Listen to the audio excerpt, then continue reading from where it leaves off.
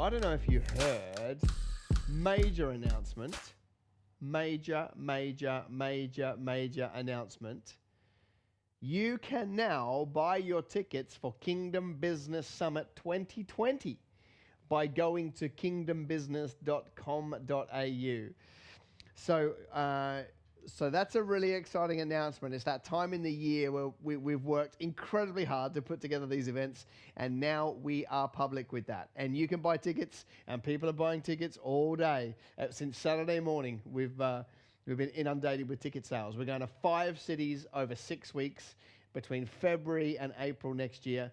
And it's our biggest lineup of speakers. It's our biggest lineup of support and help and prophetic team. Brand new conversations around kingdom business, brand new speakers bringing messages. It's going to be really powerful, right? So grab your tickets at kingdombusiness.com.au. And there's an insane ticket offer available right now, but you have to go there and check it out so you can go and see it. But it is insane, okay? You can buy tickets to the Kingdom Business Summit for as little as $20 when you buy more than one. Now that's pretty cool. Right there. All right, so let's have a look at this social media landscape. Let's look at Facebook. Let's look at Insta. Let's look at LinkedIn. Let's look at YouTube. Let's look at podcasting. Let's look at TikTok. And let's get some explanation going around with all of these. So, well, that's better. That's amazing. Craig's back in the saddle of production today after approximately 1 year out of the saddle. Doing a wonderful job, I must add. All right, so organic reach, okay? Organic reach is getting really, really difficult. And we've been saying this for a long time, and you've been experiencing it for a long time, but it's really difficult. And you know, that's the old game of cat and mouse that we have to play. How do we hack these platforms to get the attention? Then they restrict it, so we pay more advertising and so forth. So, but it's a real thing. All right. So Facebook. Let's just go to Facebook to start with. What's my experience at the moment? My experience is it is dead in the water for standard organic reach. You can do things to improve it, right? You can create groups and post in groups and things like that, but standard straight out reach on Facebook now is dead. Now, obviously there's still some. When I say dead, I say it's dead because I'm looking at the nexus between the work it takes to produce the content and the trade-off. It's not that you can't get any awareness. You know, when I post something, I'll probably get organic reach of 10%, right? So that's worth having, but that's high. Some people are at 2 and 3 and 4%, and some of my stuff goes 2, 3, 4%, right? So when I look at, you know, the time it takes you to produce good quality content versus the reach you're going to get, I don't think it's there anymore. I don't think it's there anymore, and that really, really scares me. So Facebook, to me, right now, as it stands today, and I'm sure they're always innovating, Facebook is only good for paid ads. Okay? Yes, you can load stuff onto your page and you'll get a little bit of credibility from it, but in terms of a place to actually put content for your fans to see it, I'm not excited by it. Okay, so that's just like the lay of the land. I have been hesitant for a long time to say Facebook's dead. Its ad platform's brilliant. I used it the other week and I got a 50 times return on investment. The ad platform is very good if you take the time to learn it. But organic, just not there. All right, what about the old Insta, owned by Facebook? I find that organic reach is better on Instagram than Facebook, but it's still not amazing. So if we actually were to draw a distinction, Instagram news feed content is very difficult. Like the reach is nearly as bad as Facebook. So we're talking about the news feed, it's terrible. But Instagram stories, okay? So I know some of you are like, what are you talking about? Instagram stories is the little circles at the top.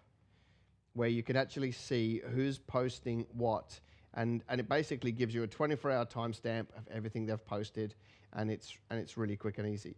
That stuff I find really good. And by the way, if you're not following me on Instagram, go to instagram.com/Wez Hone and then go and start following my stories, because that's where I put stuff all the time. Okay, that's a lot of fun. So Instagram is really hard for organic. Stories is okay. Okay, stories is a good place to get following, because what I like about it is you get people's sole attention with stories. They went there to search you out, and they look at everything you've done or posted in 24 hours. So there's a lot more engagement with somebody who does that. And so then the other place that I think Instagram is brilliant for, which I've taught our clients to do, is swipe up ads. Okay, so that one is organic, and this one is paid. So Instagram swipe up ads are amazing because we don't know exactly their pricing model, but it's something like currently $3 to $4 per 1,000 impressions, right? That's typically what mine are coming in at, $3 to $4 per 1,000 impressions. Just to give you an idea and compare that to Facebook, Facebook for me is between $25 and $28 per 1,000 impressions, so 8 times the price to advertise on Facebook than it is in Instagram swipe up ads. But there are other reasons why I love swipe up ads. But that. Just to give you an idea on the $28, when I first started running Facebook ads in 2013, they were $3 to $4 per 1,000 impressions. So you can buy Instagram swipe up ads now for the same price as you could buy Facebook ads in 2013-14. And that's the reason why you should be there. Okay, so I see that as a phenomenal opportunity. So basically, if we talk about those two, because they're owned by the same person, the only way to get them to work now is to give them money. That's how you do $80 billion a year in sales, like Facebook is going to do. All right, LinkedIn. What's the go with LinkedIn? LinkedIn's organic reach is really good. Really good. So for me, when I jumped on LinkedIn 12 months ago to try and make it work, because I'd used it previously and it was a disaster, when I jumped on LinkedIn to get it to work, I realized that the reach that I was losing on Facebook, I was picking up, the organic reach I was losing on Facebook, I was picking up on LinkedIn for no money, because you can just load and get that reach. So I'm a really big fan, actually, of LinkedIn organic reach. As a percentage, it'll be much higher than Facebook, and you can get it for free, of course. That's why it's organic. But you've got to put your content in a business way. I mean, if you don't pitch your content like as if a B2B person is looking at it, then you may miss the mark. It is trending towards a pure play content platform, but it's not there yet. So you've still got to spin all your stuff to be business related, okay? LinkedIn ads are insanely expensive, okay? Like I'm talking if Instagram's $3 to $4 1,000 and Facebook's 28 to whatever bucks per 1,000, then LinkedIn would be $300 per 1,000, 10 times the price again, because it's created in such a way that you're selling a high ticket item to a B2B environment. Then it works. But for most of us, the LinkedIn advertising platform is priced out of a market. Unless you sell a high-priced item or a recurring business model, it probably won't work for you. Okay, but the opportunity is LinkedIn organic reach. It's great. Now, what about YouTube? YouTube is actually quite difficult to get organic views. You used to be able to just put a few tags in, and then when people search them, your videos were recommended. Really not so much anymore. It's become such a noisy platform that it's very hard to cut through. Okay, so that's a real concern for me. In terms of using YouTube ads to be found, it's very hard. Unless you're doing some long tail keyword, how to fix my leaky Dometic tap, then you would probably find that you might get some following on that. But the downside is there'll only be one search a month. So YouTube, I think, is a great place for storing data and storing videos and building your following, but you won't get it through YouTube. You won't build a huge amount of awareness through YouTube. You'll have to be running your Facebook ads to get your YouTube up, your LinkedIn to get your YouTube. Like, platform to build a platform, you probably have to use them. But back when I first did YouTube with Business Greenhouse TV in 2016, it grew because people found it by doing searches and subscribed and like organically, and that feature's gone. Okay, so YouTube is a very hard place. Podcasting, all right, so iTunes, Google Podcast, which we use, Spotify, which we use. Interesting, podcasting is our number one fastest growing piece of content. Out of all the stuff that we do, out of the 178 bits of content we put out every week, podcasting grew the fastest. And it makes sense to me. It's a moment in time. People are listening to stuff right now more than they have in history. And so that's the reason why we did the podcast. So what's the good and the bad of it? The bad of it is it's very hard to put advertising in there, because they're not engaged with their device, right? The idea of a podcast is you press play, you listen, and then you're not there. So you can tell people what you want them to do. You can tell them offers. The downside is they're not in front of their device to hit a button to take a call to action, but that's okay. But I still like it from being able to get your voice into your market's ears, on a consistent basis. So I would be podcasting if I were you. If you think you can rally an audience and give them value, then start recording a podcast and distribute it on those 3 places. And distribution costs you nothing. So I like it, and that's where the people are right now. So I think podcasting gets a really big tick for me. You've just got to make sure that you are both educational and entertaining, and you put those two together and you get edutainment, and then if you do that, then you'll get a lot of cut through. And then the final one here, TikTok, is a bit of a play. It's the fastest growing social media platform in the world, bar none. It's owned by the Chinese government, which is a worry, which means that they're probably looking at everything we do and say. But it's a really interesting read on culture, because it's basically a whole bunch of young kids putting stupid stuff up on video. However, so was Facebook at the start, so was Instagram at the start, so was Snapchat at the start, and they age up over time and they get more quality. As because TikTok was purchased by a Chinese company, which means the government have to own a portion of it. They want to monetize their spend. They want to monetize the platform, so they're going to have to bring in a business account at some point. I just went to Pro account the other day just for some more features. What really intrigues me about TikTok is some of the most influential churches in the world are on TikTok, and they're not even a building.